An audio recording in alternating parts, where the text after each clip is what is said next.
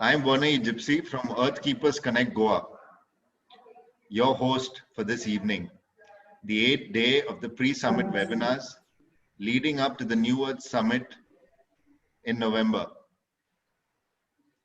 It is the second edition of India's first integrative summit on solutions to our problems in health, food, farming, and the environment. I extend a warm welcome to our esteemed panelists of this evening on behalf of our summit convener, Darryl D'Souza, and also on behalf of our 10 Earthkeeper groups in India and overseas. And we express our gratitude to you for taking out time from your busy schedules to be with us and share your wisdom so that all watching this webinar and its recording later may live healthier lives. Our topic for today is natural medicine-based wellness tourism. I will start by introducing our panelists to the audience. Felly Gomes. Felly Gomes is a yoga instructor, public speaker, environmentalist, social entrepreneur, and the founder of the NGO Live Happy. He looks for practical and sustainable community solutions. The ethos is derived from the importance of living a clean, happy, and healthy lifestyle.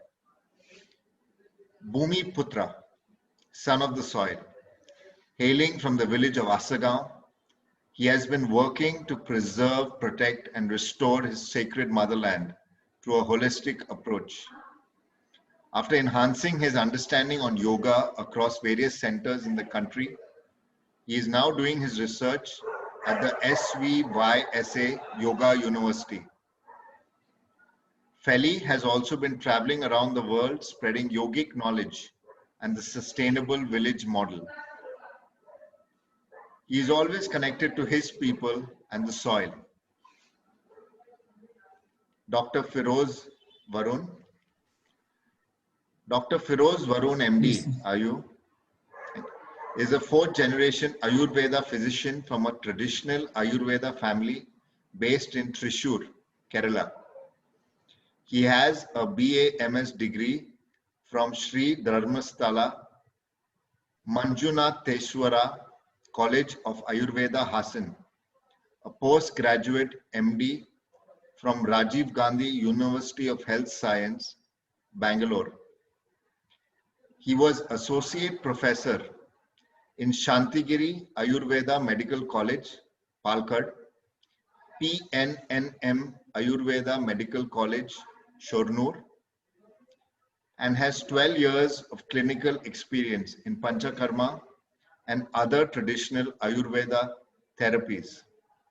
Dr. Firoz assisted with famous Visha, toxicology, Vaidya, late Avana Panbu, Maheshwaran, Nambudi, Ripadu, and Ashta Vaidyan Divakaran Moose from 2012 to 2014. He did research work on management of psoriasis during post-graduation. He currently works as consultant and head of the Ayurveda department at the Swara Wellness Resort in Gokarna, which is part of the CGH Earth Group. Darryl D'Souza. Darryl D'Souza's reversal from 14 years of sickness to a state of complete well-being within just 1 year of using integrated natural therapies is a story that has inspired millions across the globe to lead healthier lives. His book, Become Healthy or Extinct, on curing chronic illnesses with integrated natural therapies, finds readership in close to 200 countries. Darryl does disease reversal workshops all across India. And he also served a 5-year term as the secretary of the World United Doctors and Healers Association. He hosted platforms and events for doctors, healers, and therapists to work together and has curated and convened 4 mind, body, and spirit healing conferences. Darryl is also an organic farmer, an environmentalist, a TEDx speaker, founder of Earth Keepers Connect, convener of the New Earth Summit, co-founder of the Mani Padma Foundation, and a speaker at the World Parliaments on Spirituality. Sanjay Sachdeva is an MBA from FMS Delhi, and with a diverse educational background in various medical forms in healthcare education, Sanjay brings together 35 years of corporate business experience. He is a medpreneur with a different approach to wellness, which according to him is not a medical fix, but a way of living, an integrated lifestyle approach, sensitive and responsive to all dimensions of body, mind, and spirit. He is the founder and director of Daivam Wellness, a unique functional medicine center in Gurgaon, and his main focus is on non-toxic therapies for treating cardiometabolic chronic lifestyle diseases and building immunity.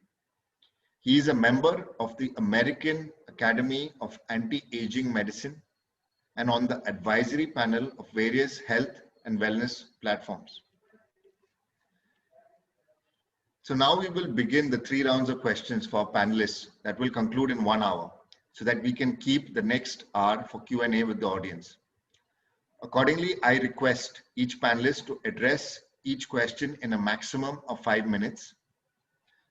To our audience and attendees, if you would like to receive the recorded video of this webinar, please visit earthkeepersconnect.org and click allow to subscribe to notifications from our mobile news app. You can also subscribe to our YouTube channel, The New Earth Summit, for the recording of this webinar. Our audience need not wait for 7 p.m. to type their questions in the Q&A box below. So here are our questions for the panelists. Do you feel that allopathic medicines and doctors and hospitals have failed to cure people of chronic illnesses like high BP, cholesterol, diabetes, obesity, and heart disease? If yes, then what about their approach do you feel is not working? I request Mr. Sachdeva to begin. Thank you so much, Werner, for introducing us, and thank you for the time.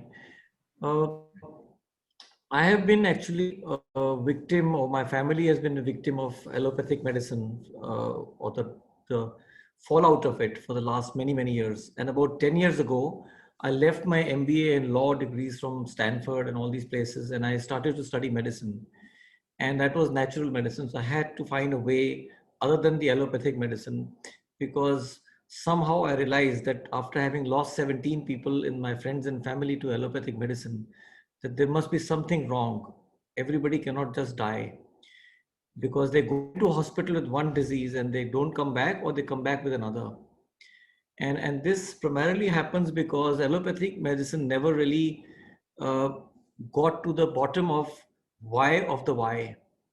Why is the disease happening? Why is our hormones out of balance? And they were always treating the symptoms.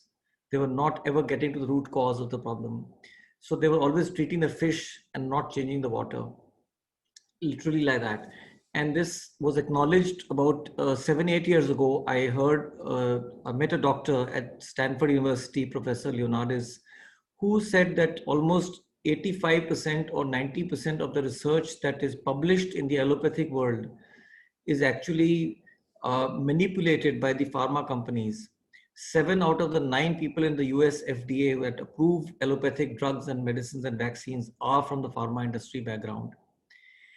32% of Donald Trump's election was funded by the pharma industry. So where is the trust factor that will ever go into proving that the allopathic world is doing its bit? Hippocrates taught us all, taught all the doctors to take an oath, do no harm. But allopathic medicine is doing exactly the opposite. It starts with doing harm and it continues to do harm, and it keeps you on medication for life. At the center we opened, I'm just diverting for one moment to another side. We do not believe that a patient needs to come back after 3 months. Once you are well, you take charge of your life, you get empowered, and then you are on your own. You don't need to keep coming back your whole life. You don't need to be on medication for the rest of your life for cardiac, diabetes, cancer, or many of these cardiometabolic diseases. So obviously, my belief was further strengthened with the news on TV and US doctors declaring that almost 15,000 people, well, so let's go back a step. The leading cause of death in the United States is heart disease. The second leading cause of death is cancer or lung disease. The third leading cause of death, well, guess what? It's MD doctors. 15,000 people a month are being killed by legally qualified MD doctors who are prescribing legally manufactured medicines. Unlike India, where there could be doctors who are not legally qualified and they're prescribing medicines which are not pure or genuine. But in the US, there are always genuine medicines available. 15,000 people a month are dying not because of reactions to medicine, but because they're slowly getting poisoned, and the side effects of the medicine are documented now.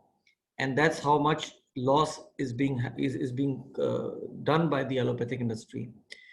3,500 people die in the World Trade Tower accident, and America goes to war with the entire Muslim community in the world.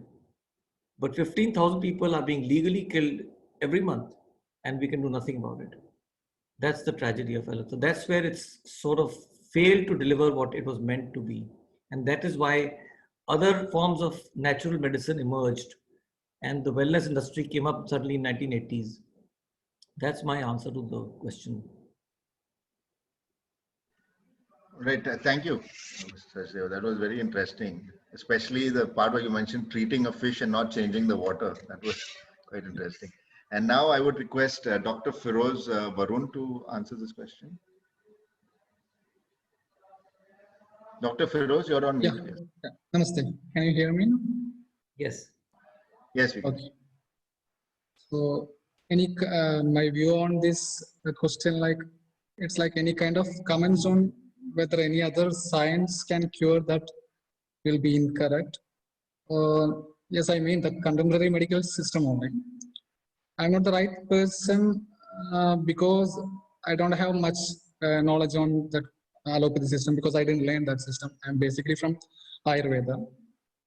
But I would like to explain my understanding about medicine and treatment.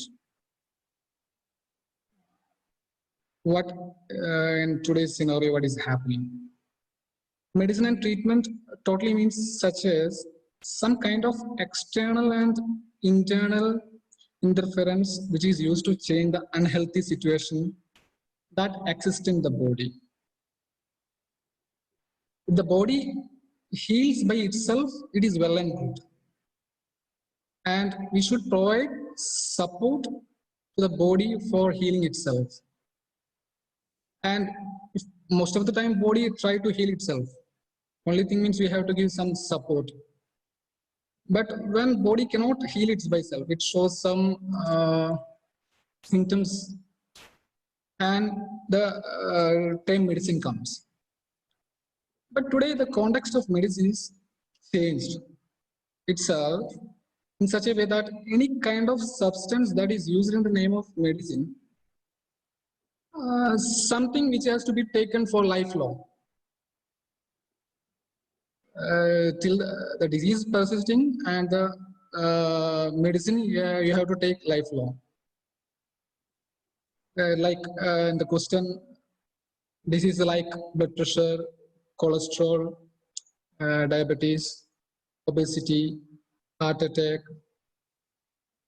I have seen medicines are prescribed, once prescribed, being taken throughout lifespan of that particular patient. Here I'll disagree with the concept that I cannot agree as medicine. These are not medicines. Medicine's concept means it has to cure the disease. That is some kind of external and internal interference that which has, we can classify if particular substance is not curing the things, means like we can classify it under supplement. We cannot classify it as a medicine. The supplement's main motto means it should keep the body in condition. So when a supplement is used to keep the body normalcy, how it can be named under medicine? And most of the so-called medicines create, we cannot categorize under medicine as I told. Most of these medicines or these supplements create a lot of complications in the system. It may be given for diabetes, but it may affect other organs. And we have to take some other medication for the other issues. It will totally disturb the whole system. If you are taking some medicine for one disease, you will come up with some different disease. So we cannot classify these medicines, but this is the present scenario what we are facing now. This is my idea on this. Great. Thank you, Doctor. This was very interesting, what you spoke about. Any substance as medicine has to be taken as lifelong. I would request Felly to take this forward. Felly, you're on mute. Yeah. Hi. Hi. Hi, everybody. Thank you, Sachdeva and Dr. Firoz.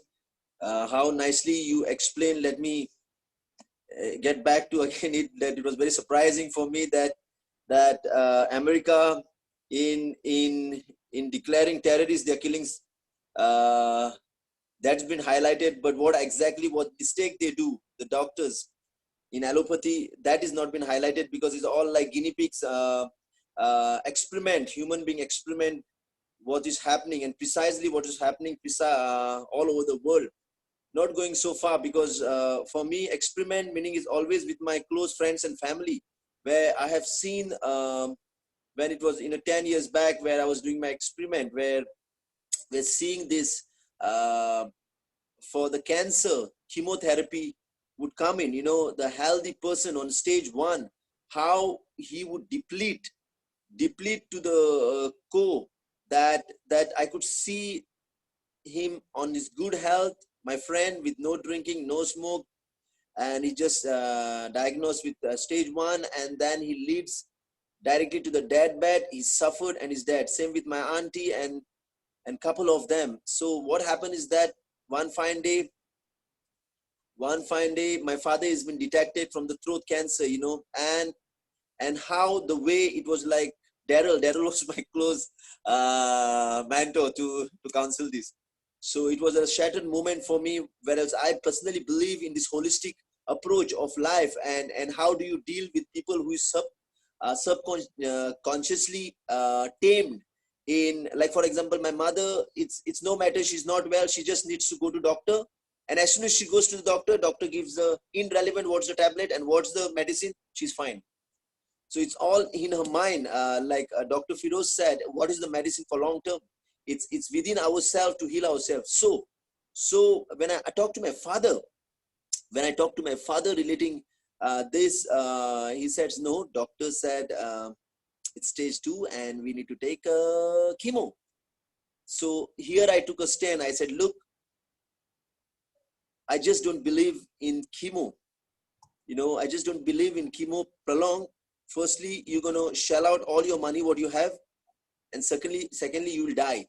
And you will die suffering. You choose this. Or the third thing, what you choose is Ayurveda. So it was a very big, to break through the conscious mind of the people where so much allopathy, what doctor says. Of course, I'm not saying doctors are completely bad. Of course, if I break my leg and I need to go to surgery, not sit up for Ayurveda and do all the things. But this actually showed me after taking Ayurveda, the cancer was erased. Involved, the cancer was gone, plus the other elements which was there in the body, which was clean. But how do we, as doctor says, how do we convince the people, because there's so much been sold out there. So much we've been sold out there to the normal people, and where they don't, and thank God that we come from this land of Ayurveda, and it's so apparently supposed to be easier for us to get involved in all this, but said and done, there's still challenges. And yeah, because most of the part has been covered by the eminent people about how they have failed.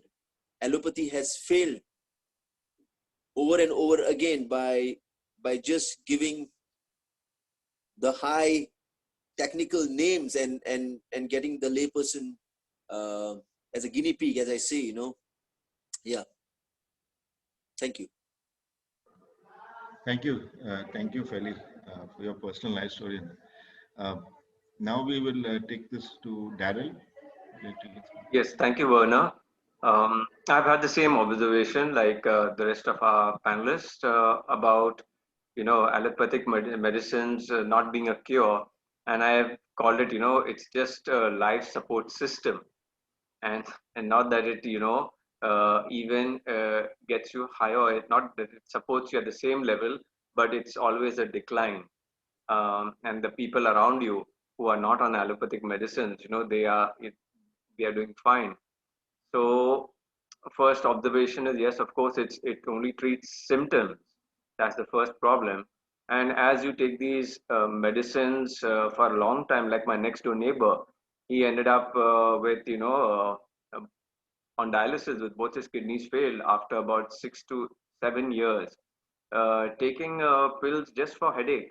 Okay, just once or twice a week headache. He started with Saradon, then he went on to something else, and he thought that was the only way to deal with it. Okay, so there was no education on what is giving him that headache. Okay, so bad enough. Yes, the system has such kind of side effects which create a lot of kidney problems, liver problems, heart problems, and all of that.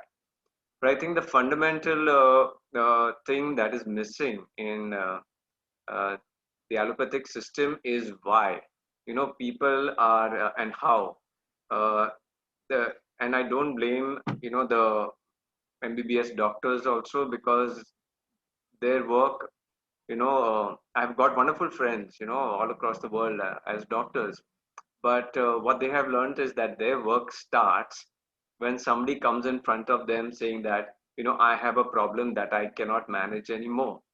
And the doctors have their qualifications and their toolkit. What I come from an engineering background, so they have a toolkit, and that's allopathic medicines. Okay, so they give you that stuff. So it's almost like they have no business with you till the time you get sick. They have not been trained to teach you how not to get sick. So I think that's the biggest thing missing in this so-called modern millions and billions of doctors and millions of dollars and billions of dollars being put into all of this. The basic education of how to remain healthy, that is not there at all. I think that's the biggest flaw. And then the next thing is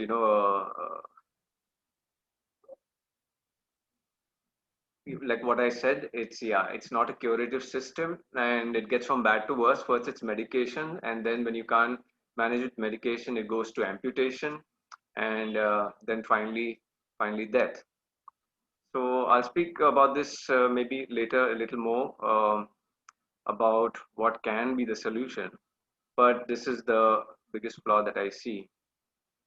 People going through a lot of suffering, spending a lot of money, and not getting cured, because cured means that you do not have to take that thing for the rest of your life. That is a point that people miss. Everybody says I'm doing fine, but I'm taking these medicines. It means they're not doing fine, and they're on. I call them, you're on life support system. And the second bad part about it is that with these medicines, it disturbs the normal homeostasis and brings down the immunity of the human body. That is why now in the COVID time, you're listening so much to the word comorbid patients. Comorbid patients are dying. Why? Because they are also on high BP medication or diabetes or something for, their heart or their liver. And with all of these chemical medicines that are not natural to the human body, okay, they disturb immunity. So we have human beings who are living on this system with dysfunctional organs that are, supported like crutches by these medicines, and DNA gets severely damaged. And if people are going to have medicines from the age of 25, 26, or 28, 30, and they are going to make children at 35, we are making, defective DNA is making children. So you may say that, I've got 4 doctors in the family and I've got a lot of, I've got crores of money. I can afford medication for the rest of my life. And that's what literally people are doing. They don't have time to figure out how to be healthy. They think they have money and they have support and they go ahead with this. But we go ahead with broken DNA, and that's the next generation coming out even more sicker than us, getting high BP instead of, my father had high BP when he was about 50 years, but now you hear people having high BP at 38. So I think this is another glaring evidence of a system that is, not only not working for the current generation, but damaging our next generation too. Thank you, Darryl. It was very interesting. Like Felly had spoken a lot about people changing their mind, and what you spoke about is people forgetting about, just waiting for a problem to happen, but what you call preventive maintenance, preventing it before it happens. So that was really very interesting. Now we'll move on to the next question, which is, how is your model of wellness structured, and how does it help with curing chronic illnesses? I would request Dr. Firoz to start the session. Dr. Firoz, are you with us? He's on mute. Yeah, I'm trying to reach out to him. Hello, Dr. Firoz. Your screen is frozen, I think. Otherwise, I can ask Felly to speak. Felly, if you take this one. Very, very interesting as a model. Yeah, Darryl also was part of the model we've been doing for many years now. Firstly, at this point of time, how we create an awareness. So basically, in sharing the ancient yogic science, what I do, it's more important for me to understand, to revive how is to be earlier, how our ancestors is to give us. So there's something, only one model out of all the models, I would say, this beautiful thing where I take them for heritage walk.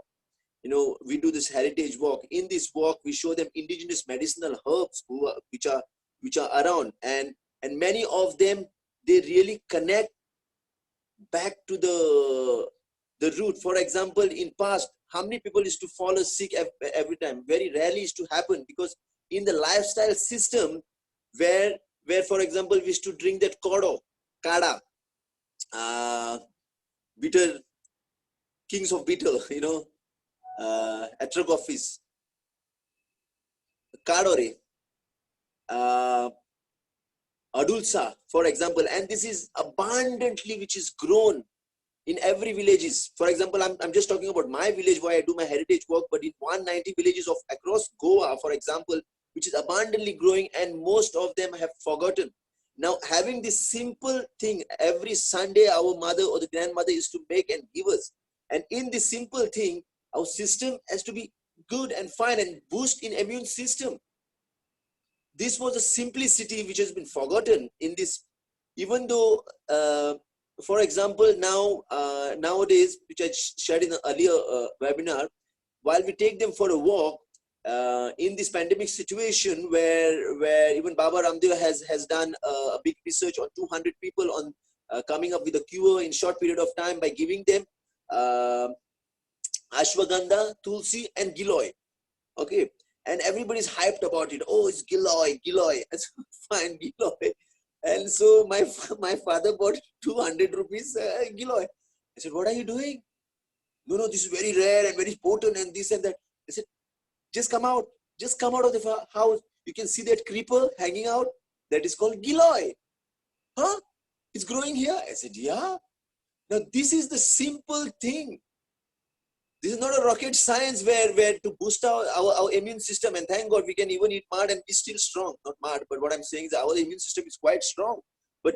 But these simple things, and just popping in tablets every time just because doctor said, every time, I'm just giving an example, core example, what is happening in the house, because whatever's happening in my house, happening in 85% of the house across Goa, I would say, because we have a typical Goan family. If we give this holistic approach from the house, it's not believed. If doctor says something, oh, you have to take that and this big technical term, this big medicine term, and they're like, oh yes, it's that is healing.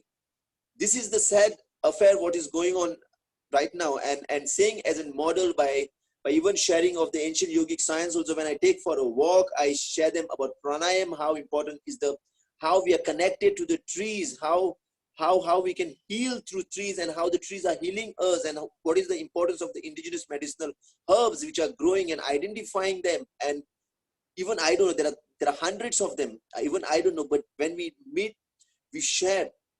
And this is one of the models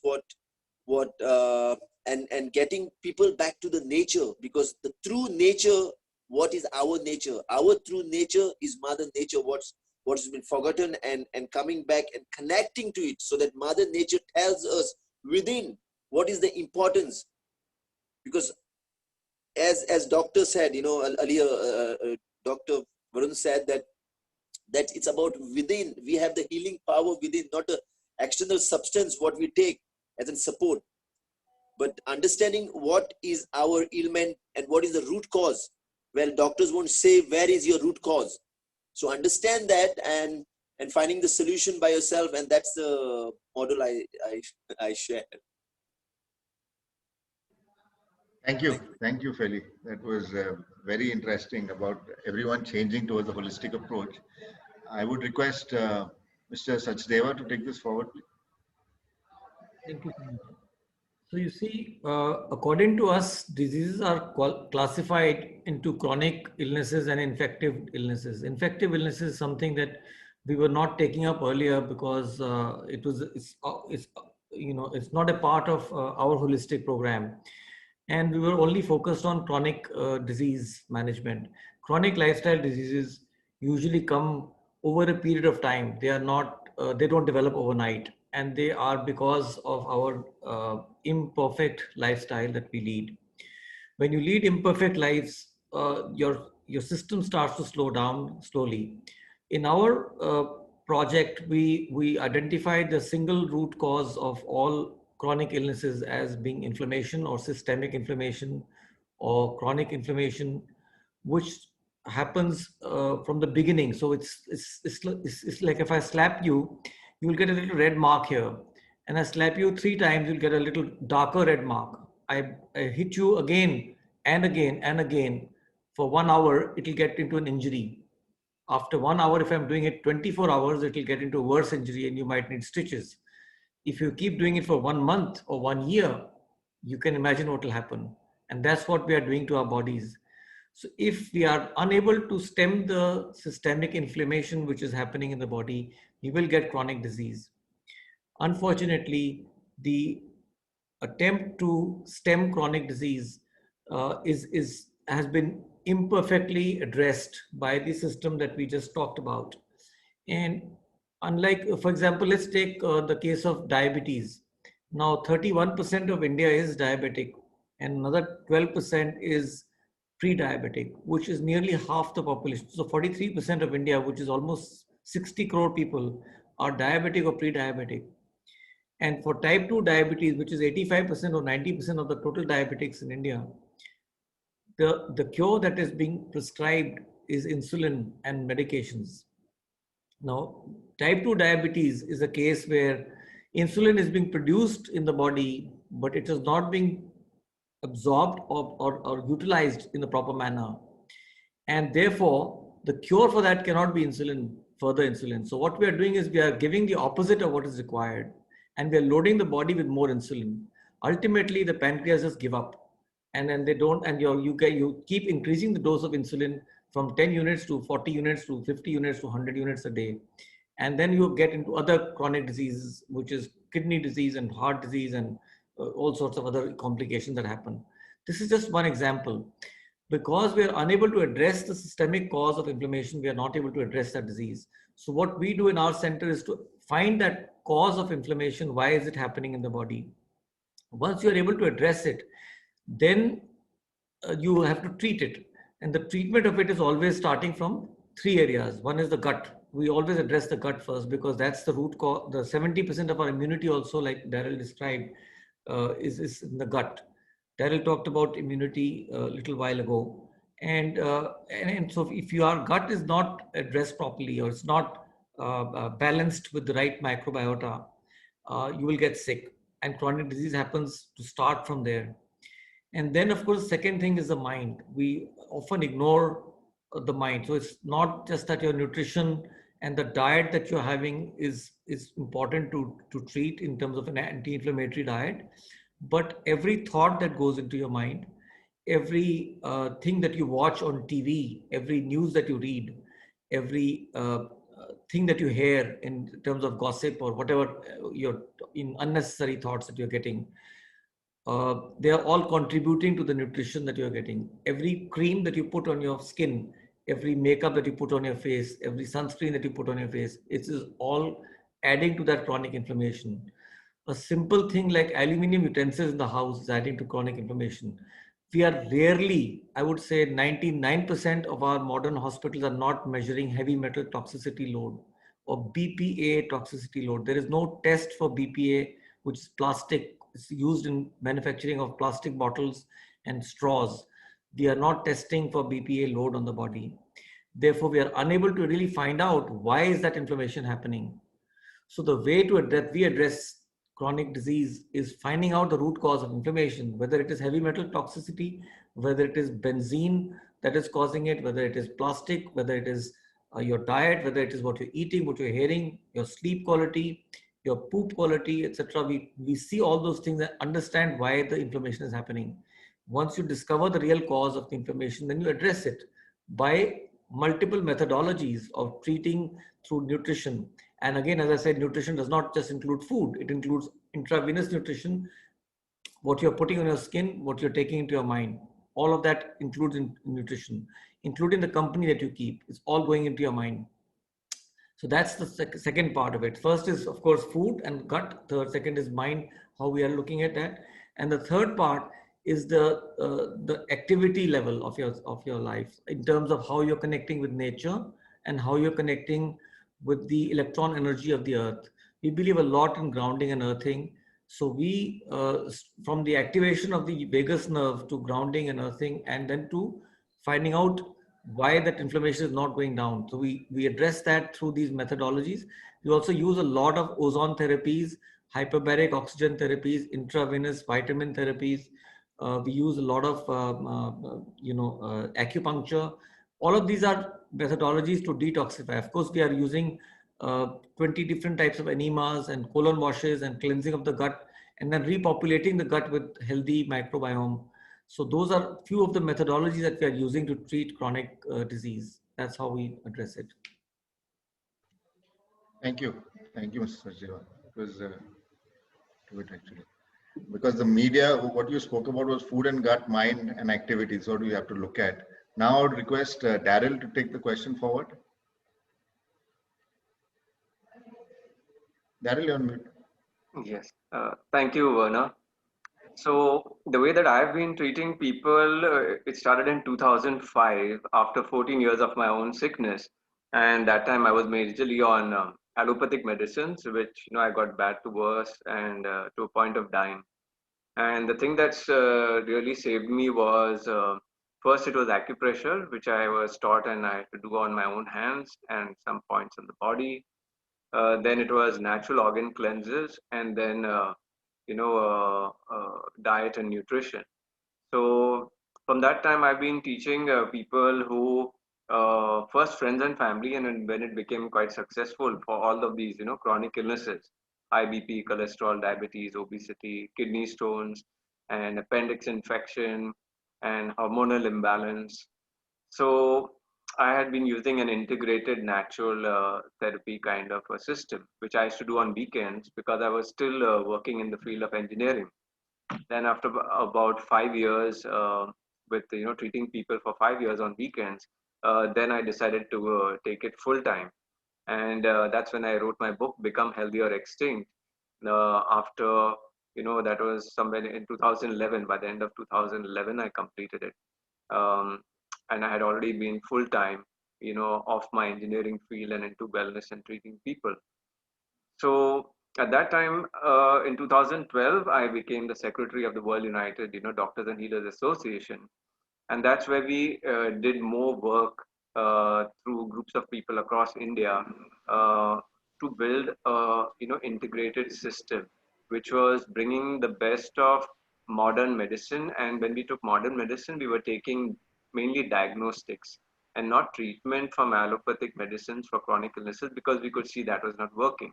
So we took diagnosis from the modern system, then the ancient systems like Ayurveda, complementary systems, and alternative systems too.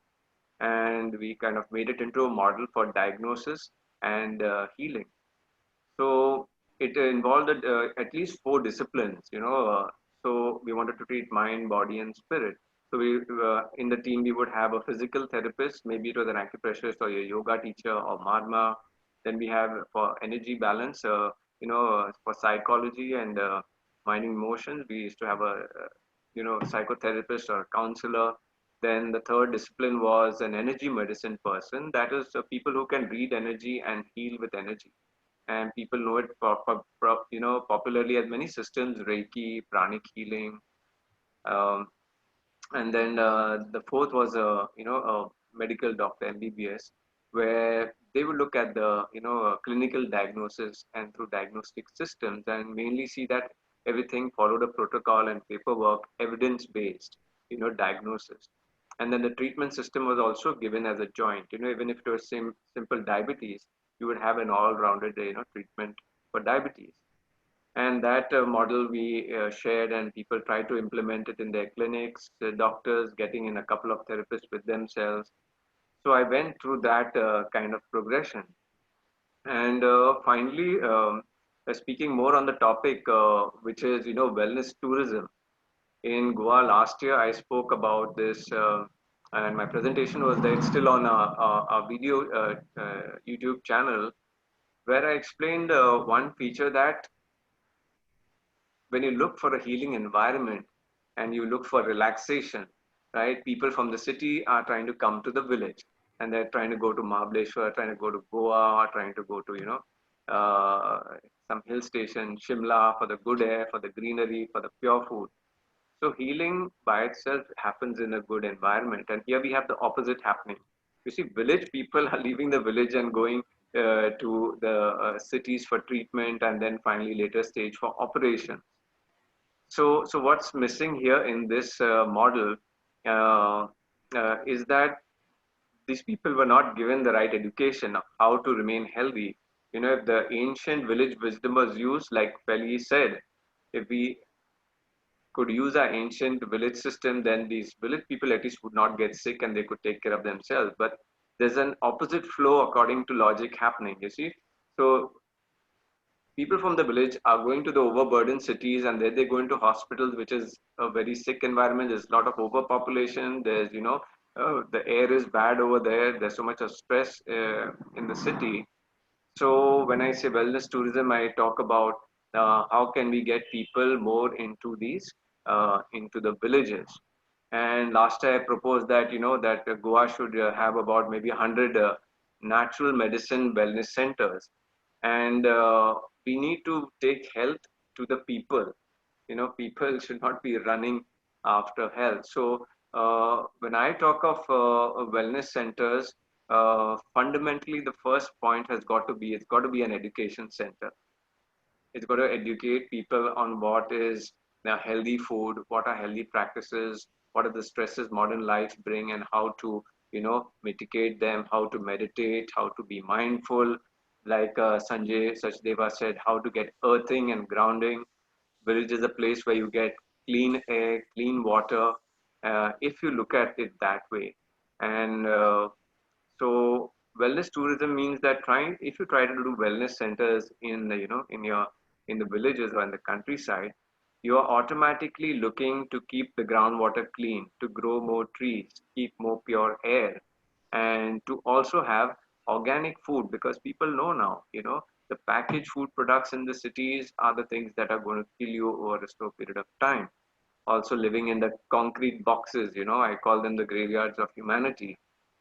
So living in the, whether you're living at home or at a wellness retreat center in the village, you get grounding, you get time to move around, you get good air, you can get sunlight, and that is the kind of thing I think people should come to. People generally want to come to the village just for a vacation, you see, but that if that will slowly change, that they can come for wellness, then that is, I think, a really worthwhile model.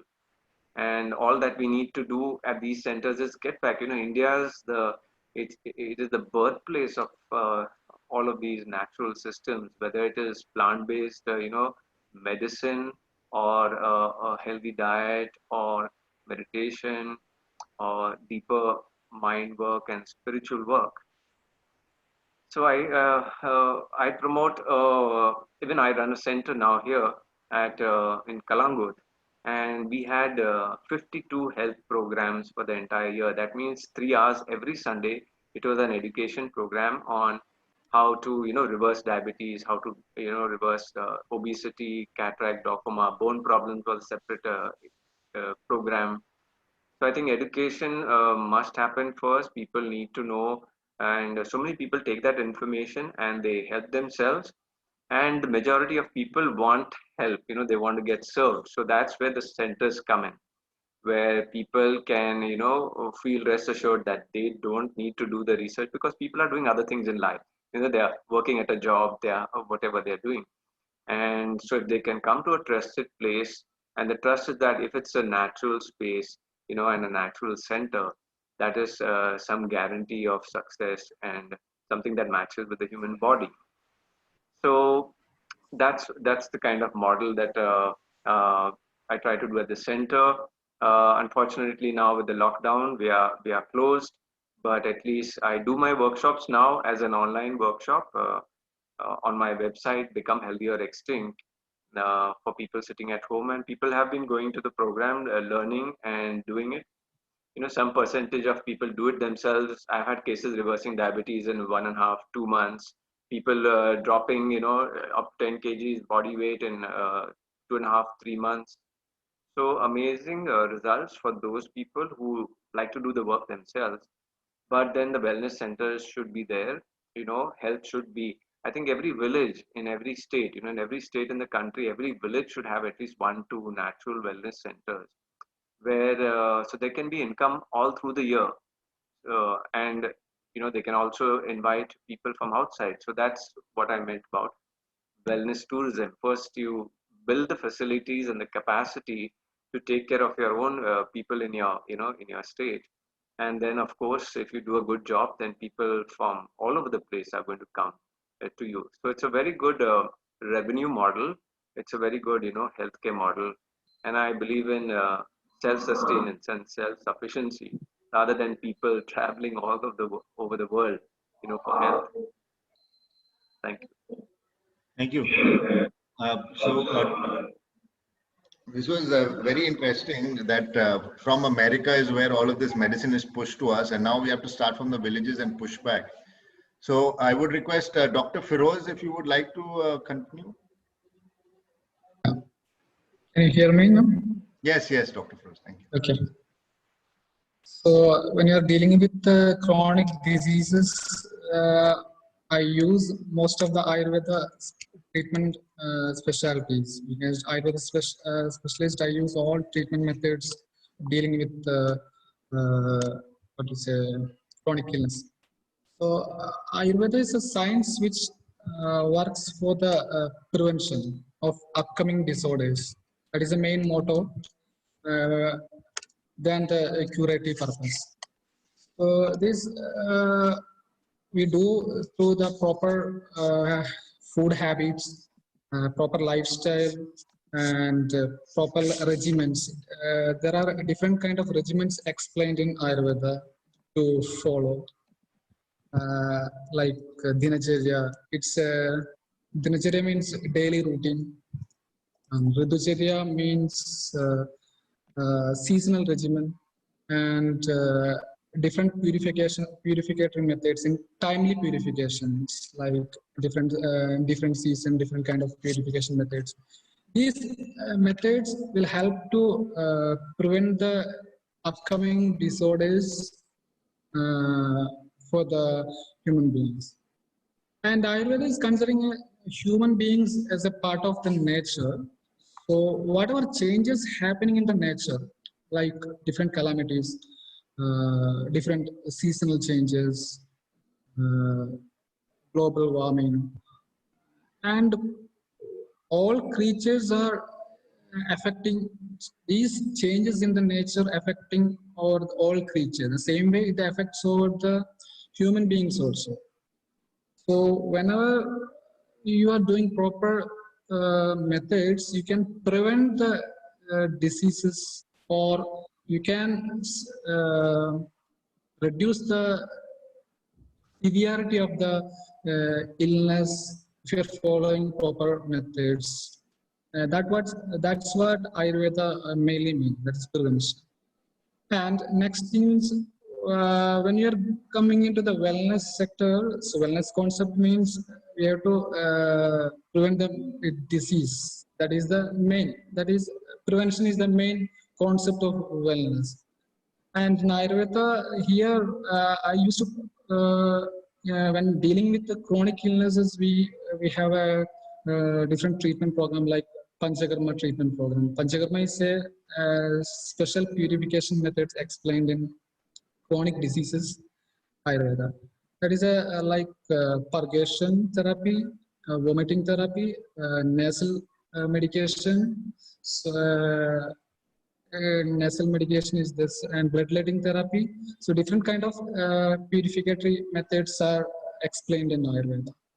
And as other panelists explained about the importance of the digestive thing, that in Ayurveda considering as this most of the cause for the most of the diseases are impaired digestion. So we used to say it's ama.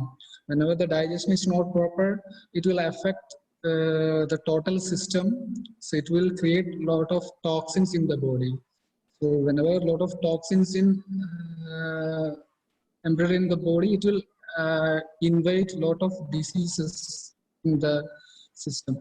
So that's what I explained. Few regimens we have to follow. That is starts with the Dinacharya. Dinacharya means from early morning till night, till before going to bed. What and all things you have to follow.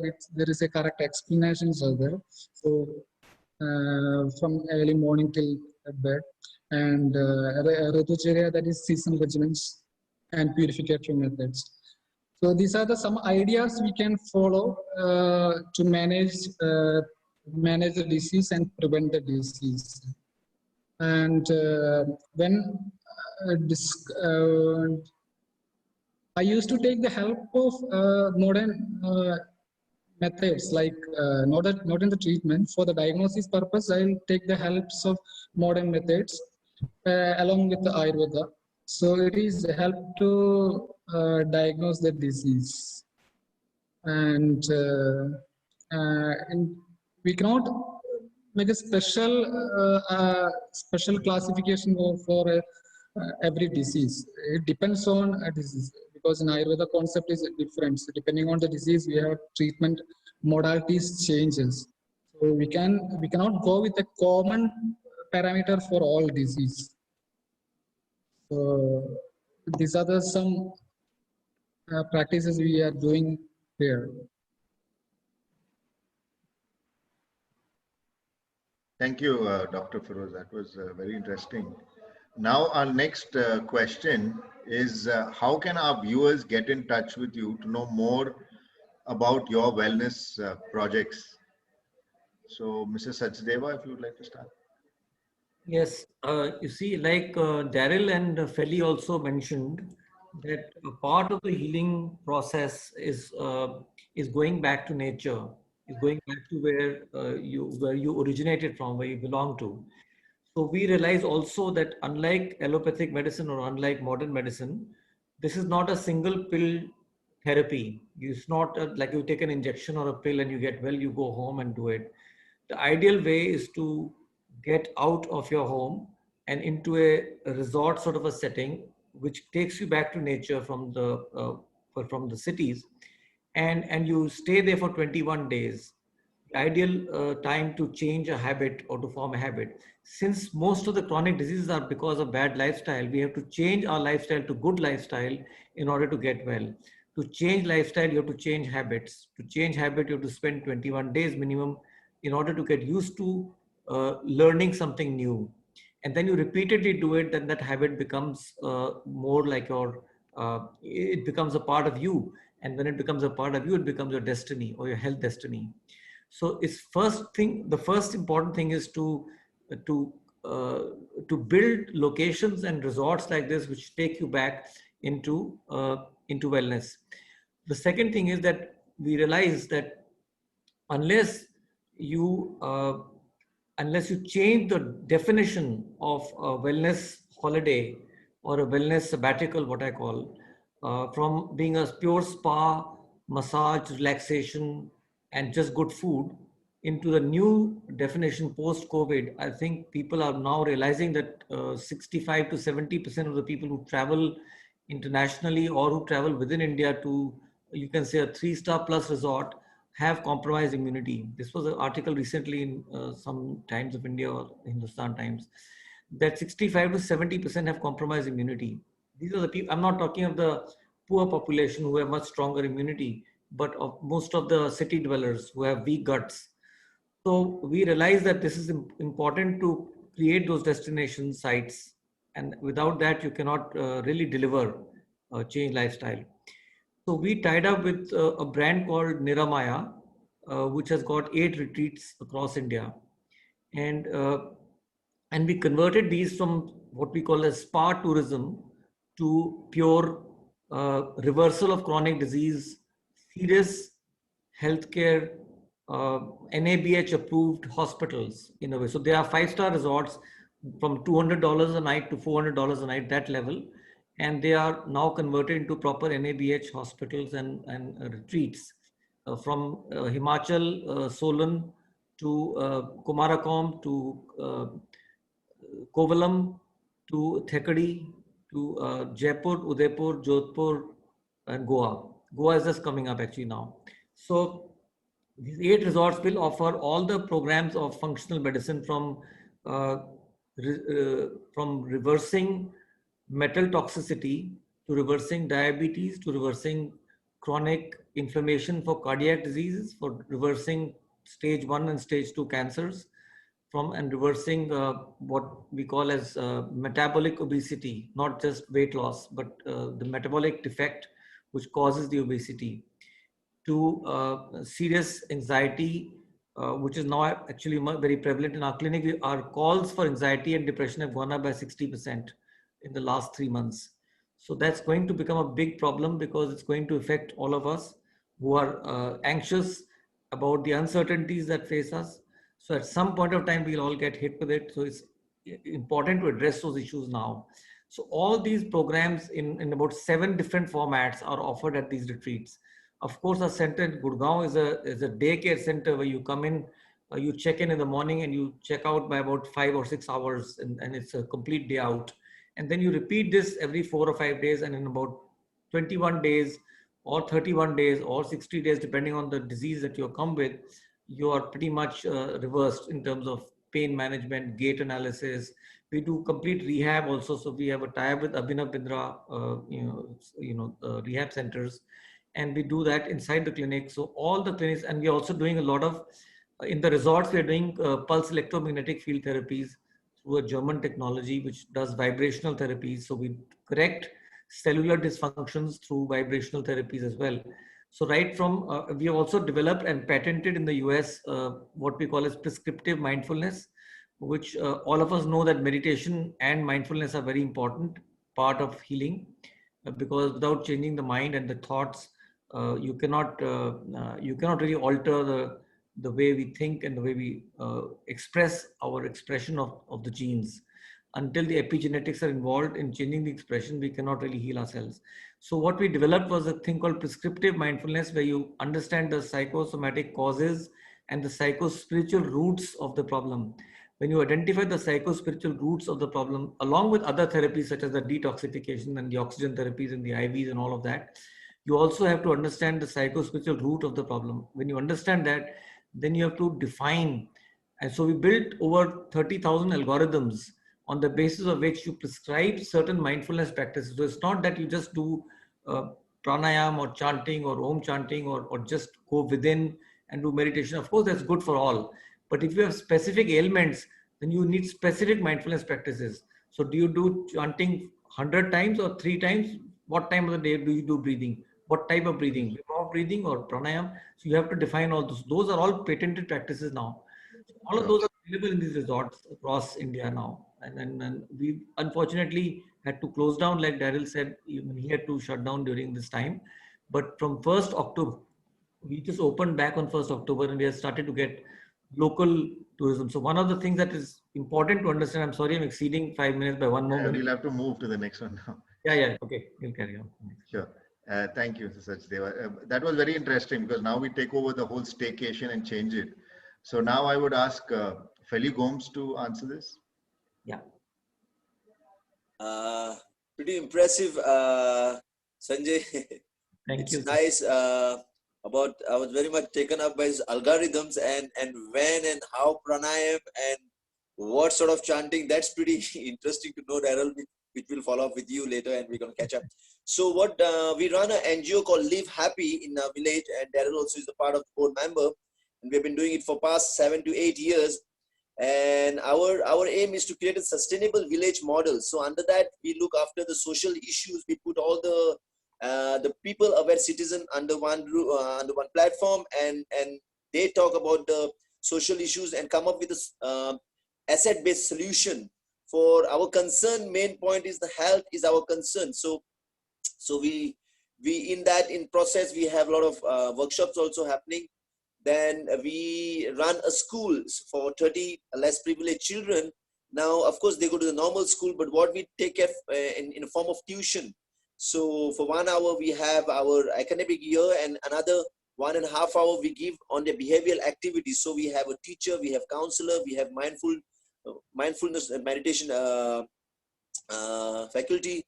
So in this way, the point is we are trying to make is we are securing the children so they can be the better future of the village. And more important than that is that we are crafting, for me personal, I craft this entire model where we share a lot of dancing, singing, because we Goans are full of liveliness, of this joy and celebration, which has been forgotten, because right now when we're talking about sustainable village model, we live with a lot of gated communities, and those things are getting lost. And it's one thing good that it can be a alternative health destination. Like Asagaon is a Babylon of India, of Goa. All these high-end people which comes with expensive villas and gated communities, and this can be a real. They come here for a reason, because it's 2% less temperature than outside surrounding of the villages. So to protect this, to preserve this, to restore this, our NGO is working in this line, so that we teach this to children, especially about the biodiversity, our indigenous medicinal herbs, our trees, our butterflies, our birds, our animals, our reptiles. So this is the knowledge what we share in this. What I do is this heritage walk, where I approach in a form of a walk, but it's more sort of a health walk what we do. And besides that, of course, we have a yoga and meditation happening in our happy home, what we run in my house. So we opened something called Happy Home. In there, we run a school as well as all these workshops. Yeah, there are many things to say, but this is, if anybody's interested to come and share the moment in our village, please be my guest and come and help us grow and enhance our module more. Thank you. It's Thank you, called Felly. livehappyngo.com. Absolutely, absolutely. You can type it there, and I would ask Darryl to give his answer to this. Yes, the way people can access what I do for them in health is, go to my website, becomehealthyorextinct.com. And the first thing over there is to download my book, because that will give you a lot of basics of, preventive. That is how to prevent yourself from getting illnesses. Now, people can use that, and, like I said, it depends on the amount of work a person wants to do. And generally, people don't want to do a lot of work. So at least with the book, if you are a borderline case of diabetes, obesity, and all of that, you can get the book, go through it, start doing some work yourself and fix your problem at home now, especially because it's, COVID time. But I think that, people will also be benefited by getting a lot of support from going to wellness centers. And it's easier if it's something is there in your area. And just like people have different budgets, there are different levels of people in society having different income levels and different time that they can give to health. So I think in every state there has to be different levels of treatment centers. And there will be some people who are used to 5-star service, some people who are used to 3-star service, and some people whose pockets cannot afford even 3-star or 2-star. Then they go for something simpler. I think it's very sensible and logical that everybody at their level should be given a kind of a facility, or a center where they can go and get the right kind of advice and treatments. Whether it's like a daycare, like Mr. Sachdeva mentioned, they have that daycare facility too. So and it's easier if you I think this is got to be in people's minds. They have got to make kind of a talk about it and create a kind of movement in their own state where such centers come up, because if they don't, then people will have to travel various places to get treatment. And I look at so many other things in this wellness model, where you have to look at the carbon footprint also that's happening from you on the planet. How much are you traveling to get wellness treatment? So I have this very clear kind of a picture of a ideal wellness center where education is a part of it.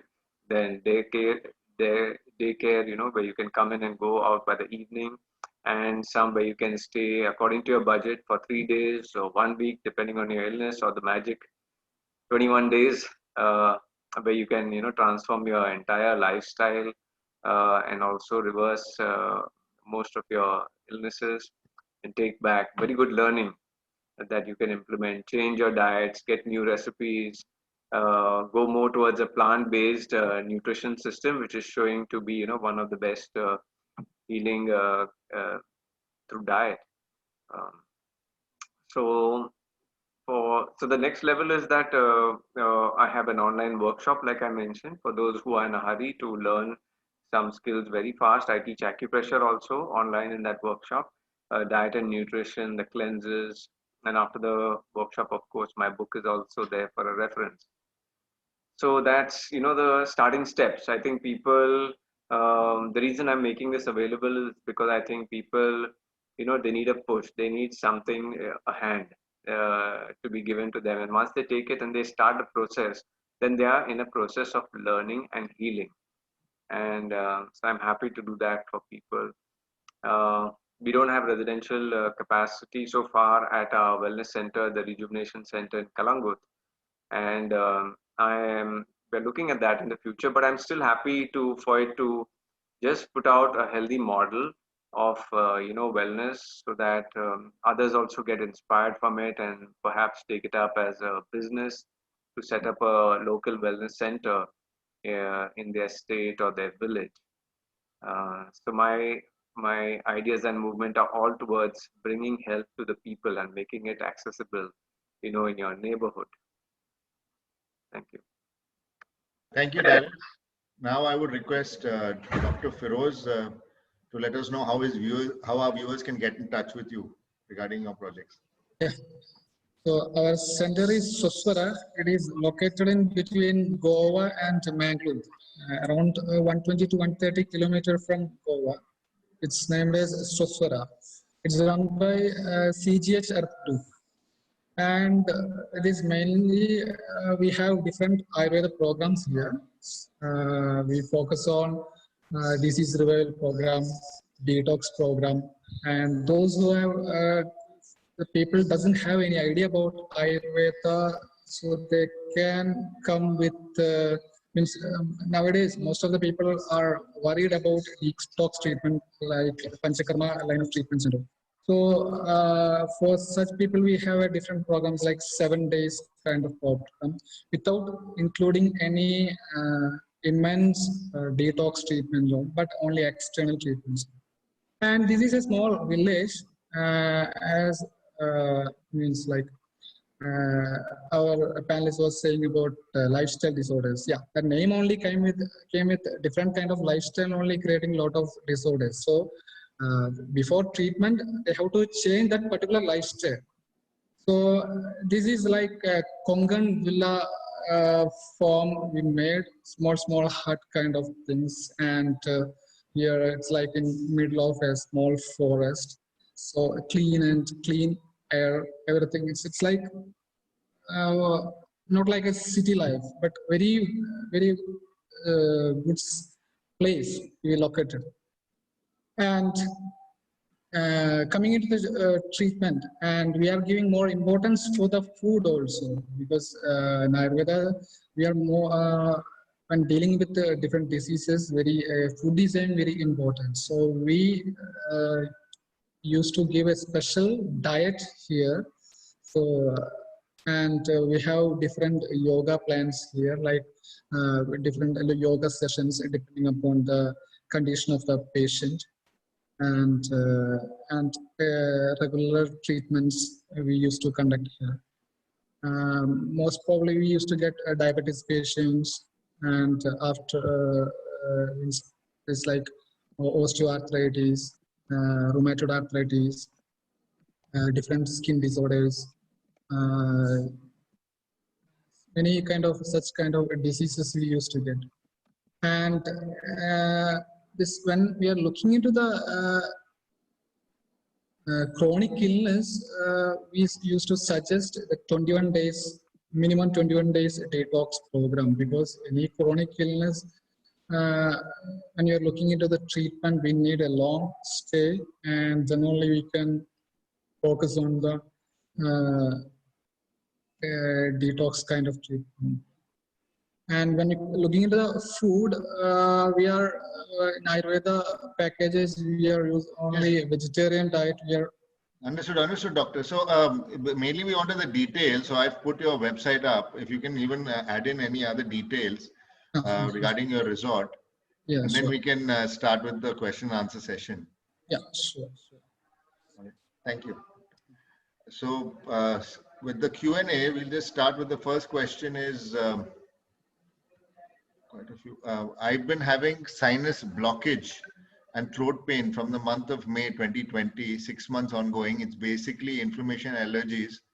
My eosinophils count is high, and upon taking steroids, I feel normal. Could not figure out what is acting as allergen. What would you suggest?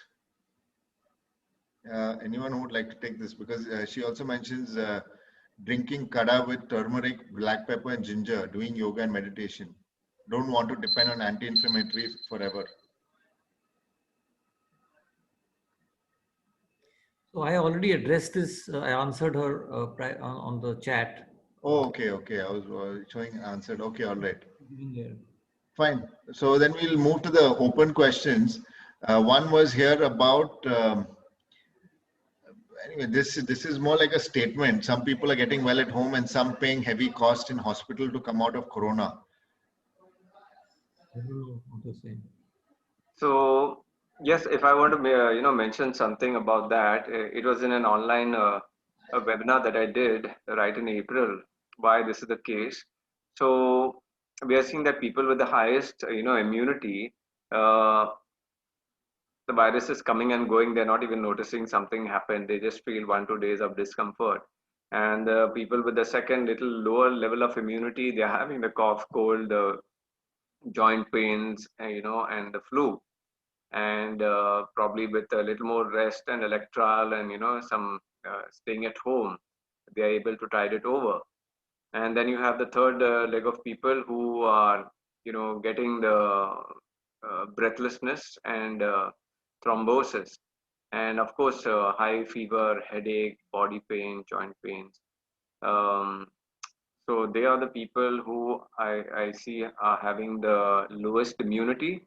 uh, Many of majority of them are comorbid or senior citizens, right? Senior citizens, because as you get older, your immunity also drops down if you are not active, if you are depressed for for some reason.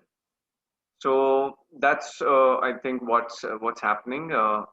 So people are, of course, if you just stay at home, you're having lesser contact with people outside. So that's the first level of protection. So yeah, I think that it's mainly an immunity issue, and you will see that kind of results. Right. Thank you, Darryl. So the next question is, what about the vaccine coming with nanoparticles changing our DNA and storing data in 5G cloud? I mean, if anyone wants to take this.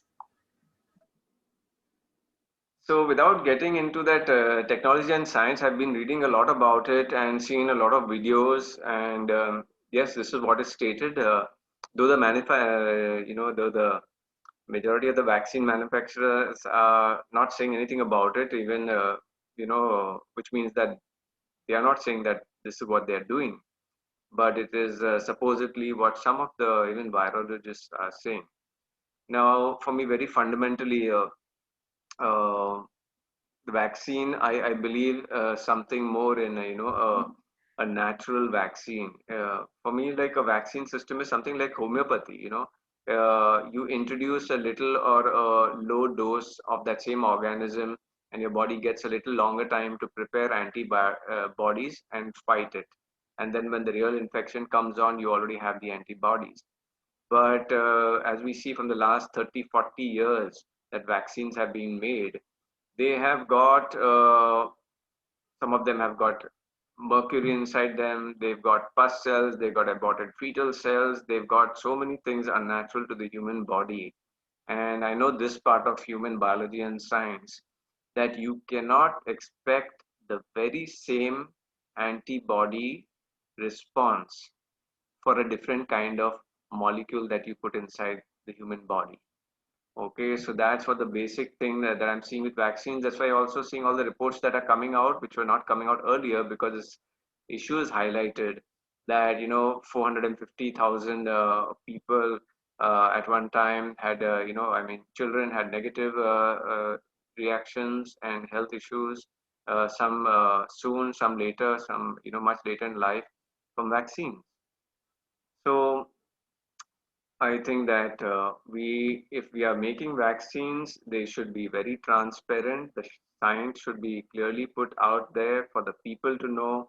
Vaccines should not be having ethically. Vaccines should not be having certain unknown, hidden substances that have got a different agenda, as people are talking about. So I think this is all the onus of our, our main medical institutes in the country, like ICMR or IMA. They are the guardians of what is happening with these vaccines. I see India as one of the most ancient civilizations on this planet that had 4,000 years of Ayurveda behind it, and we should have been leaders in the world in showing how we can take care of health and viruses and all of these things with natural medicine. But how come that we are, spearheading and we are announcing the world, on 14th August that we want to be the first in the world to make these, modern kind of vaccines for all of this virus. Similarly, at the same time, that people are saying all of these viruses are coming out, through animals and from the jungle. But if you go and see the jungle people who are living in the Amazon forest or the Aboriginals or wherever across the planet, the indigenous tribes, they are not having viral attacks. Okay, neither do they have high BP, cholesterol, diabetes, or any of this. Okay, so there is something really missing in this whole scenario. How come the people who have the most viruses in jungles, they are not getting epidemics, and why are city people getting going down or having all these cases suffering from viral attacks? Clearly it is, we are doing so many things wrong with our food, with our environment, with our stress, that our immunity has gone so low that anything that comes out of the forest is going to kill us. So my direction is towards doing the right health practices, following integrated natural medicine if you're sick, healing your conditions, and just getting your immunity really high, and that will take care of all the viruses in the world. Absolutely. Thank you, Darryl. So the next question, I think this will go to Felly, which is, what are the ingredients of kada and how do you make it? So if you talk about a kada, what we used to do mostly is, if you have a lemongrass at home or tulsi, so you put it, and with cardamom, cinnamon, clove, and ginger. So see the amount what you put in. According to that, with that, you put around 5 to 6 glasses in that. And in that, you keep it for boiling, and that 5 to 6 glasses what you put had to decrease at least to 4 glasses to 3.5. Now that becomes very concentrated. Now once you dry it, cool it down, then you can mix, keep it the concentrated one. So these things what you can use, and have it, you can keep it also in the fridge. Once it's cool it down, you can keep it for fridge for 1 or 2 days, not more than that. So you can put little if it's more concentrated. If you put around 6 glasses and you condense it to 3 glasses, that means it's become very strong. So that you can remove it and put little and put in the glass with normal water, and you can have it.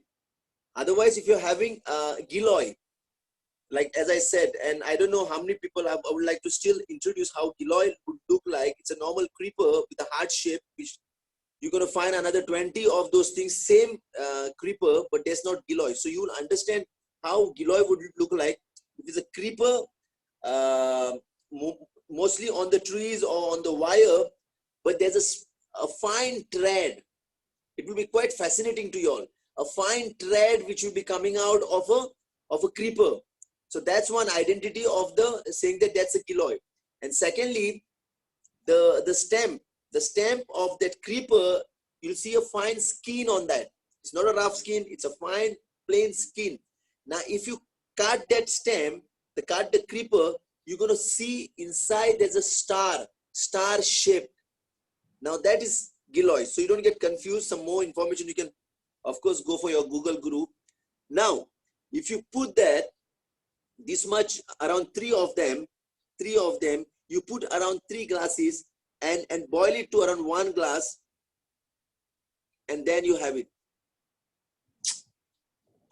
It will really boost your immune system. Please don't need to go to pharmacy and buy a bottle. Just go out, search for giloy. Otherwise, my number is put up there too. If you find something, please WhatsApp it to me so that I can identify for you all. And that's the way you can do kada of giloy itself. Otherwise, normally lemongrass, tulsi, ginger, cardamom, cinnamon, clove. Just boil it. If you're having 4 glasses, just 2 glasses, and or else kiraite normally which just grows. I'm just considering this is in Goa. I don't know how many people are watching across the globe. Across the world, yes. Yeah. Okay. So because I 6 months spent my life in Spain, I never saw Spain. kiraite. So here, kiraite, you just put a with leaves, little lemon for one person. You put 2 glasses and make 1.5 glass, and yeah, that will be a super booster. Great. Thank you, Felly. The next question I would request Dr. Firoz to take is, which are the best herbs or medicinal plants to grow which have the highest value, obviously nutritional value or medicinal value? So for a daily aspect, we can use that Tinospora codifolia. So it's Giloy. I think in Hindi it is known as a Giloy. That is very good for immunity boosting. The Latin name is Tinospora codifolia. So it is very effectively using for preventing fever, and it is a good immunity booster, and it is having a good result on the arthritic issues and inflammatory diseases. So, you can use either the leaves, or leaves is a daily for daily use. You can use the leaves. And next thing is the aloe vera. Even this aloe vera, you can use it as that aloe vera plant. You can cultivate. It is having a very good result on the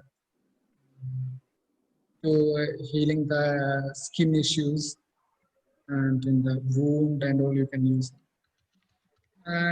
Next one is you can use the garden, that hibiscus plant. So that red flower comes with that hibiscus flower. So it is also that hibiscus flower is having a good action over the blood purifications. The toxins in that hibiscus flowers, toxins in the blood will be purified by the hibiscus flower. So you can make a herbal tea with this hibiscus flower. And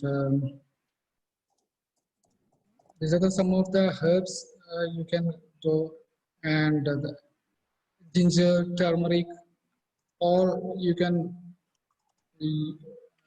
cultivate in the home. Thank you, Doctor. The next question is, which sprouts should one take regularly other than moong? Anybody can take this.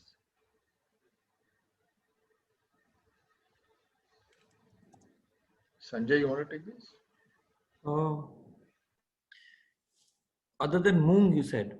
So any whole dals, whole beans are good for sprouting. If you can do it in 2 or 3 days time, any of the whole moong dals, or there are a variety of about 11 of them, they are good for sprouting. Or the black chanas, they are very good, depending on what purpose you're looking for. Each sprouts have got different benefits for different things. It's not just all protein. Some have more protein, some have more other factors which are involved. So this is very specifically done. Of course, sprouts in general are good for everybody, but it's like what is good for the geese is not good for the gander. It's something you have to be specific about.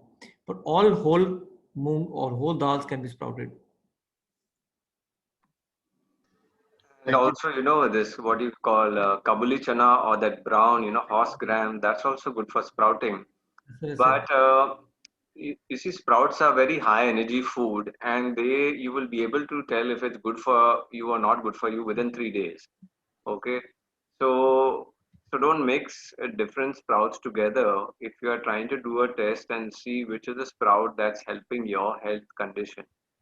Okay. So you take one of those things, have them 3 mornings in a row, and see how you're feeling. If you're feeling better, then maybe that could be the sprout that is going to do some good for you. Yeah. So moong is very good for digestive issues, for amoebic colitis, Crohn's disease, and all of that. Moong sprouts, even moong dal soup.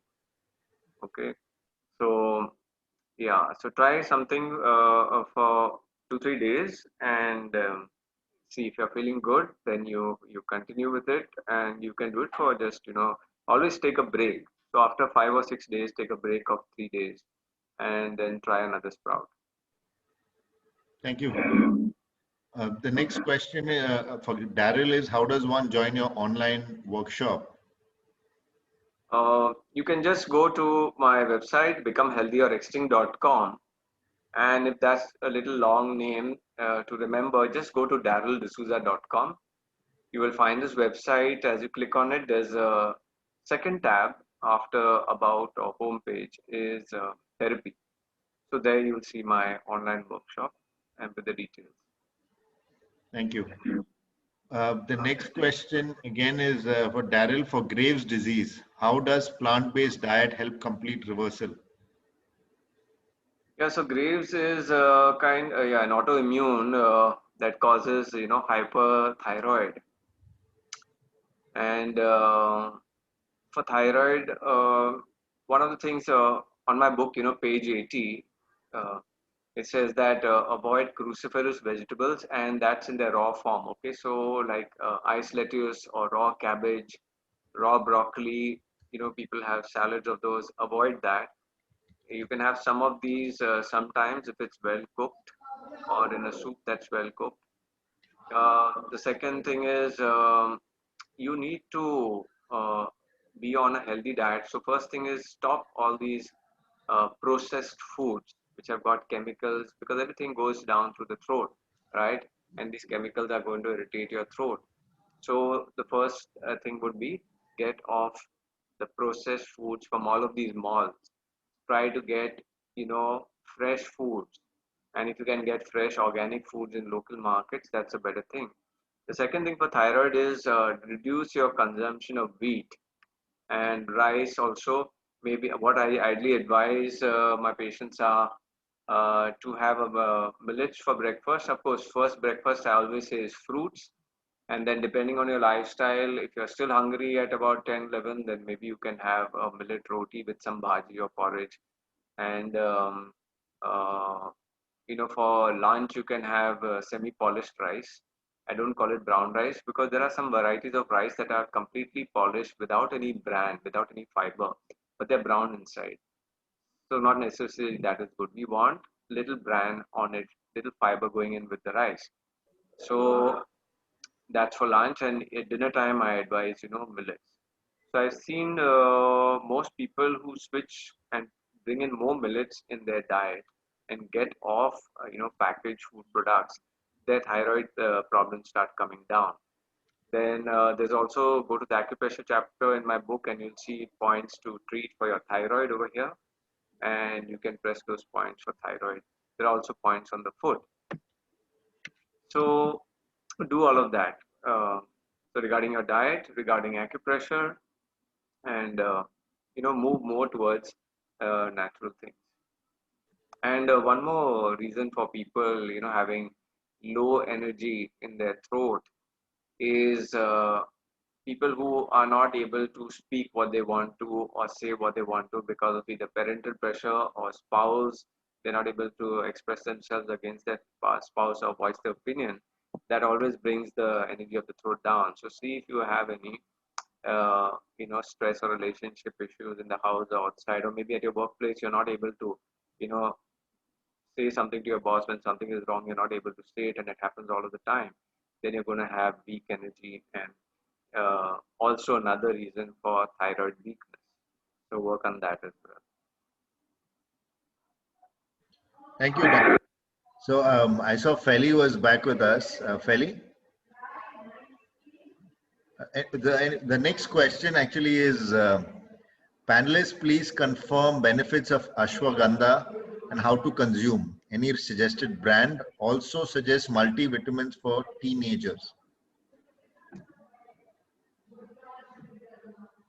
Say it again. What is First the dosage? question is benefits of ashwagandha. I mean, Dr. Firoz also can answer this. And how to consume, any suggested brand. Second one is also suggest multivitamins for teenagers. Same question. So ashwagandha. Yeah, please continue. No, Firoz, I'll just explain what it means, and you carry on with your technical terms of Ayurveda. Ashwagandha meaning the smell of horse. What it says in And what it means by Sanskrit thing, the smell of horse, is you become vital and energized like horse. So that is very good in boosting your immune system. That's one part. But if you're stressed out, low BP, really boost out to your energy and immune system is really good. And how much dosage, depending in what is the reason you're taking, that maybe doctor will be the right position to carry on. I've heard it's also very good for lung conditions, for better breathing capacity. Yeah, especially in this moment. Especially in this moment is very COVID. good. Yes, especially for COVID. Yes, Dr. Firoz, would you like to comment on ashwagandha? Yeah. Ashwagandha mainly using in Ayurveda, mainly using for stress and anxiety disorders. So it is having a good action over the brain cells. It boosts the brain cells and rejuvenate the brain cells. And different forms, it is available like in lehia form, that is a paste form, mixed with jaggery and all. It's ashwagandha and other ingredients, and powder form. So I suggest single drug, that ashwagandha powder. Maximum you can take 5 gram is enough, 5 to 10 gram is enough. That depending on disease changes, but if you want to take in a daily dose, you can take 5 gram at bedtime with milk. With the milk is best, and if doesn't like the milk, means with warm water, you can lukewarm water, you can go with. It is it is having good property, like anti-aging. So whenever hearing about anti-aging, everyone will take, I am sure. And now Ayush Ministry has explained that this the COVID for COVID condition, ashwagandha is having a good result. I think that Darryl explained that it is having a good result of the lungs, because this COVID virus affects the lung tissues. So the ashwagandha always help for them. And other diseases like blood pressure, diabetes, and all condition, we can use this ashwagandha. And it is a good energizer also. That is some of the benefits of ashwagandha. Great, great. Thank you, Dr. Firoz. The next question, I believe Mr. Sachdeva would like to take this, is it a good decision to invest in these massage chairs at home for people who cannot go to spa treatments? If so, please suggest a good brand of chair to invest on. Very difficult to suggest a brand, but massages are good expensive toy to have at home. It's a general sort of a relaxation for the whole body, but for specific conditions such as mobility issues and all that, you need to understand what muscles you need to stimulate and all that. So you need to go to a qualified therapist to really get a proper massage. Massage chair is not really an answer. It's a good thing when you're walking around in a mall, you're tired, you just want to sit down for 10 minutes and have a little, rub. It's a good thing for that. But it's not a therapy. I don't think it's a therapy. Absolutely, absolutely. So the next question comes back to sprouts. Sprouts should not be consumed for people with high uric acid. Please confirm. Darryl can address that better. Yes. Yes, people have seen that daily sprouts, increases their uric acid a bit. But then there are other things. There are other things you need to do to, balance your uric acid. Okay, so um, look at the rest. One of the main reasons that people have acidity is because of weak liver function. Okay, when you take in food, it's going to get acidified in the stomach. Hydrochloric acid is going to be made, and then that acidic food comes and is going through your duodenum. And most people have weak livers. Okay, so there's not enough bile production to neutralize it for it to then work further on your alkaline pancreatic enzymes to do the alkaline, part of digestion, breaking down fats and all of that. So people who are having for a healthy person who's got healthy liver function, stomach function, and decent digestion, they don't have any problem of uric acid by eating sprouts. Okay, And so the two things I said is that, and one I mentioned earlier, do not have any of these things for a prolonged time of 10, 15 days at a stretch. I always recommend, especially for prouds, they are high energy. They've got their own very strong, enzymes. So take it for 2, 3 days or 4 days, take a break of 2 days, then you continue it again.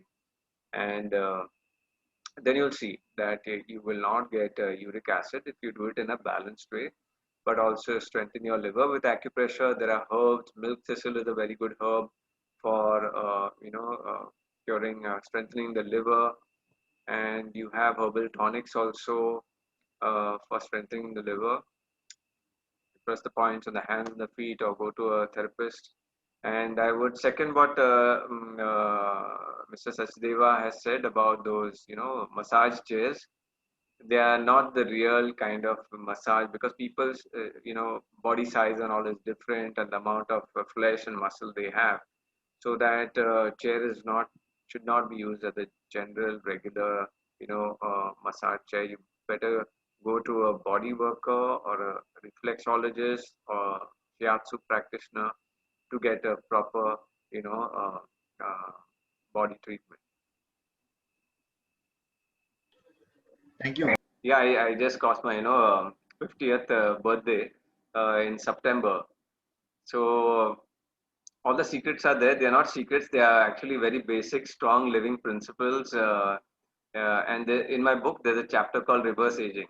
Okay, so read that chapter, and you'll get all the things that I do. I do systemic things. I don't put cucumbers on my face. I've never done a face pack. I never do face makeup. I do not wear any deodorants, no creams, nothing. Um, and yeah, good health comes from from inside out. You have good food, you have good ideas, so you have excitement in your life, uh, a good amount of mobility, and you remain young for a long, long time. Thank you. Yes. So, how can diabetics protect their immunity?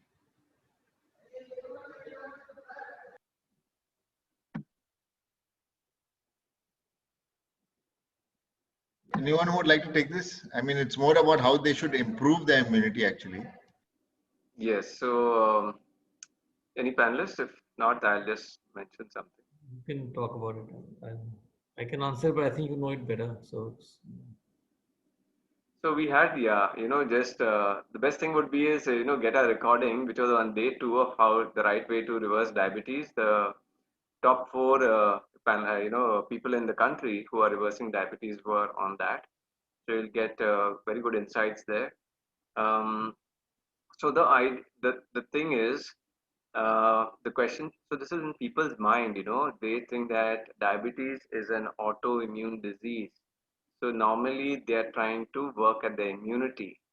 Okay, but you have to listen to the people who have reversed diabetes, not people who have been treating. I've been treating diabetes since 25 years. Look at the people who are saying I have reversed diabetes of my patients in 2-3 months. Okay, people have done it. One of our panelists, Dr. Nandita Shah, who has been doing programs at Swaswara retreat center where Dr. Firoz Varun works. She's got the 21 days reversal residential diabetes reversal program, and people have reversed diabetes over there. Some people take a little longer because they continue the program at home. So with regards to diabetes, there are certain things that we do mainly in our food, our choices of food, and a little bit of sedentary lifestyle. And if you undo those things, then you will see that sugar levels become normal. Okay, so diabetes can be reversed by the correct lifestyle choices, the right diet, and also moderate amount of exercise. And I don't tell people to exercise too much. I just say look at flexibility and movement, at regular intervals through the day. That will burn any little excess sugars that you have, because the body is designed for that. It's not that you just eat food and you sit. You got to burn it. Okay, so moderate mobility and stretching, moving around, important for diabetics. Thank you, Darryl. The next one is to Sanjay. Is it okay to take statins for high triglycerides? Also, which wellness resort do you suggest close to Bombay, having good global standards? Uh, so you see, we often hold cholesterol as the biggest villain and a cardiac risk marker, but in reality, cholesterol is not the villain. The real villain is the lipid particle size and soft plaque, which we have to understand. Everybody talks about cholesterol and high fats, which are actually doing harm, but that's all been proven wrong and has been thrown out the window.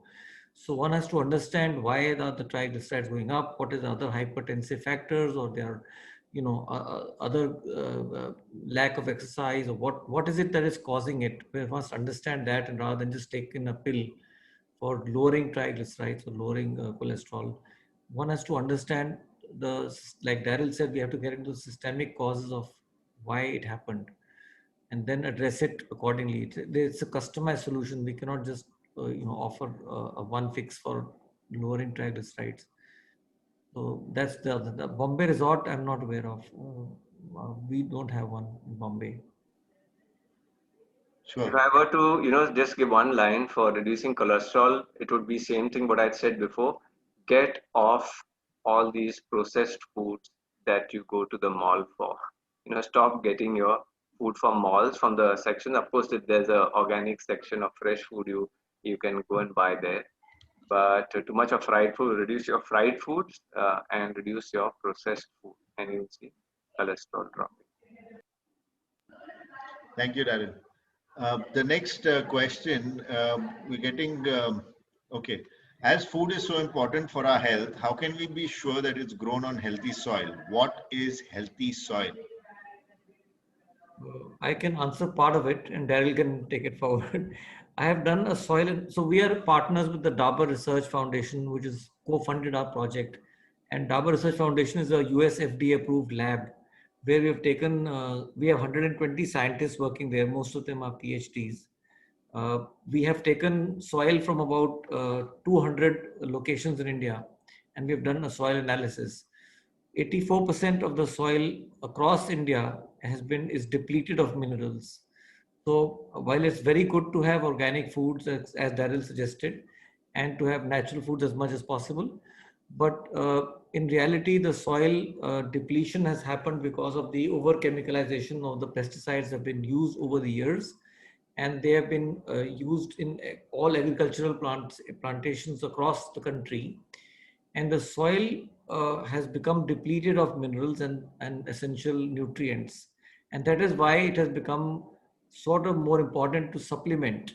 So you cannot really rely upon soil being good or bad because the soil is not across India. We've seen this in experiments in the labs that across India, the quality of soil is not what it used to be 30 years ago. Yes, thank you, Sanjay. And I would add further to that because I do, organic farming in my own around my own home. And to tell you that around my own home, this is Goa. It's near the beach, so I had sandy soil. Okay, and now if you come and see, I've got dark brown, black soil at places. So I created this soil. Okay, how do you create the soil? With the right kind of composting? I used to use cow dung and all earlier, but I don't do that since some years. I'm trying to keep it what we call, there's a concept of veganic farming.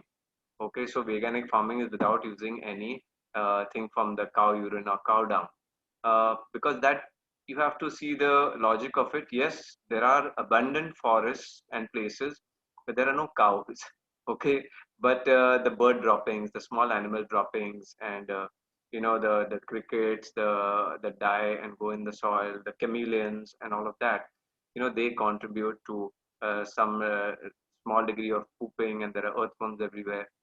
So good soil is that you can take from your wet waste from your kitchen, which may have a lot of fruit peels and all that, so it's got more of sugars.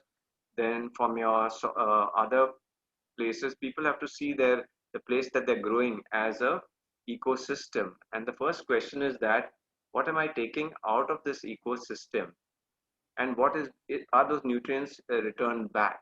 You say I'm growing this purple color string beans over here, and they were growing to 1.5 foot in length. Okay, so I could see, if you start working with the soil, you'll see this. In the first time you grow a particular kind of vegetable on good soil, for the first harvest, 2-3 months, you get nice deep colored. Okay, so if you're getting deep colored fruits and even bigger, for example, this, lal mat, what they call, or tambri bhaji, the normal leaves are, this is my palm, a normal leaf will be of this size. Okay, but when I do it with really good soil and it's composted, so I do natural composting, that is whatever's harvested, once the plant is left, I chop it, you chop it and drop it, and I do a system called in situ composting. So I look at the entire ecosystem. Of course, energy is coming through the sun, but you also got to bring back at least that much that you've taken out, and then the sun adds. So in your soil, if the nutrient level starts increasing higher and higher, then you will see your produce is getting better and better. That's the ideal scenario. So from 1 year back, where my leaves were growing of this size, then the next year, because I did a good job and my soil was dark colored, uh, it started going to this size, and then it's come to this size. And people are asking me that, hey, you must be putting some chemicals in your soil. You don't get such a big leaves of this. Even the okra tree, the okra, I took the seeds from a farmer friend, the local heirloom seeds, and on his soil, they were growing to 5 and 6 feet length. But when I put it in this composted soil that I made from a combination of grasses, leaves, vegetables, and my kitchen compost, those trees grew to 12 feet. Okay, I've got pictures there on my Facebook, profile, and people have not seen okra going to 12 feet because we had to take that aluminum ladder, to harvest it. So yes, so it is, if you do good work, even sandy soil can become good soil, but it'll take you at least 1-2 years to bring it to that level. So follow permaculture practices, follow natural farming, and always have this question like an engineer, how much am I taking out of this ecosystem and how much is coming back? And the second question is, what are the nutrients that are going out, and are those same nutrients coming back? Right? That's an important question. Thank you, Darryl. There are a lot of questions about diabetics. So one question is, a 12-year-old child is on insulin shots. How to reverse that? Is he on type 1 or type 2 diabetes? This is not mentioned here. Juvenile, what does he have? But most probably, yes, it will be juvenile diabetes, so it will be type 1. Yeah, that's what I'm thinking. So that's different advice for type 1 and juvenile diabetes, and different advice for type 2. So if it was type 1, what would you advise? So type 1, obviously there's no beta cells and there is no production of insulin at all. They pretty much so far have to have some form of insulin, but it can be supplemented with some herbal medicines which can reduce the load. And then some herbal medicines claim to produce beta cells. I have seen 4 or 5 people in Delhi who are doing that treatment, and it's pretty effective, but does not have a FDA approval. So I don't know how universally acceptable it will be. Type 2 diabetes, we have reversed over 300 cases. You have just heard Dr. Alok Chopra, my partner, the other day. Yes. We've done about 300 cases in the last 1 year alone of complete reversal in 1 month's time or 2 months' time. They go off and they go off all medications. Wonderful. So, type 1 diabetes, I've had patients and I've noticed that the islets, of Langerhans and the beta cells, they get damaged, and it happens because of parasites. Whatever I've seen, and at least 50% of all the cases that I've seen, was I asked them from the date they got diagnosed and the sudden imbalance happened, and to go back 2 months prior to that, and at least 50% of them said, yes, we had a sore throat, or we had low grade fever, or I was in a different country and I had a cough and cold. I don't know how it happened.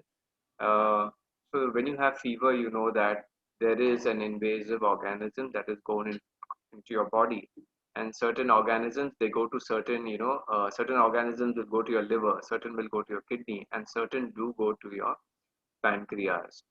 I have heard of very few cases of very stringent parasite cleanses, specifically for the gut and the pancreas, that have helped people, reverse those cases. But it takes a lot of work. It takes almost a year or two of knowing, and maybe all those cases can't be reversed because they may not get the right herbs, or they can't. Maybe that herb, the usual herbs, will not address a certain organism. But in general, I have seen this, that two reasons. One could be certain modern medicines that may have a damaging effect if taken up for a longer time. But more than that, I think it's microscopic parasites that get into the system and cause the damage to the pancreas.